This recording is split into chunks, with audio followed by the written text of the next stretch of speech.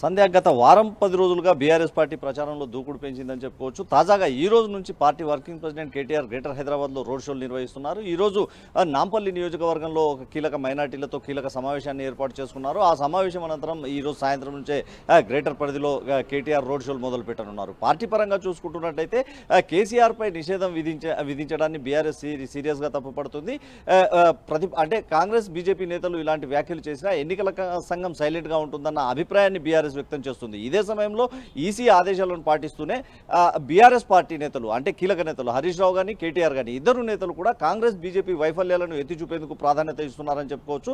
రాష్ట్రంలో కాంగ్రెస్ పార్టీ అనుసరిస్తున్న విధానాలను కాంగ్రెస్ పార్టీ అసెంబ్లీ ఎన్నికలకు ముందు ఇచ్చిన హామీలు ఇప్పటి వరకు అమలు కాలేదనేది ప్రధానంగా బీఆర్ఎస్ తెరపైకి తెస్తున్న అంశంగా చెప్పుకోవచ్చు. గత 10 ఏళ్లుగా బీఆర్ఎస్ అధికారంలో ఉన్న సమయంలో లేని సమస్యలు గత 4 నెలల క్రితం అంటే అధికారంలోకి వచ్చిన కాంగ్రెస్ ప్రభుత్వం అధికారంలోకి వచ్చిన తర్వాత వెలుగు చూస్తుండడాన్ని బీఆర్ఎస్ తెరపైకి తెస్తుంది. సాగునీటి సమస్య కానీ తాగునీటి సమస్య కానీ ఈ ప్రభుత్వ వైఫల్యమే కారణమని ఎత్తి చూపుతుంది. అదేవిధంగా కాంగ్రెస్ పార్టీ గత ఎన్నికలకు ముందు అమలు కాని హామీలు ఇచ్చి ప్రజల్ని మోసం చేసిందని ఇప్పుడు కూడా కాంగ్రెస్ పార్టీ నేతల మాటలు విని కాంగ్రెస్ పార్టీకి మద్దతు ఇవ్వరాదన్న ఒక వాదాన్ని ప్రజల్లోకి బలంగా తీసుకెళ్తుంది. అదేవిధంగా బీజేపీ విషయానికి వస్తే బీజేపీ ఒక అంటే మతాన్ని అడ్డు పెట్టుకుని ఓటర్లను రెచ్చగొట్టి ఓట్లు సంపాదించే యత్నం చేస్తుందని దీన్ని ఎదుర్కోవాలని బీఆర్ఎస్ పిలుపునిస్తోంది. బీఆర్ఎస్ పార్టీ పరంగా చూసుకున్నట్లయితే బీజేపీ పార్టీని జాతీయ స్థాయి అంశాలపైన కూడా టార్గెట్ చేస్తూ ఉంది. రాబోయే రోజుల్లో బీజేపీ కాంగ్రెస్ పార్టీలను ఎండగట్టేందుకు మరింత దూకుడుగా వెళ్లాలని బీఆర్ఎస్ భావిస్తోంది. సంధ్య.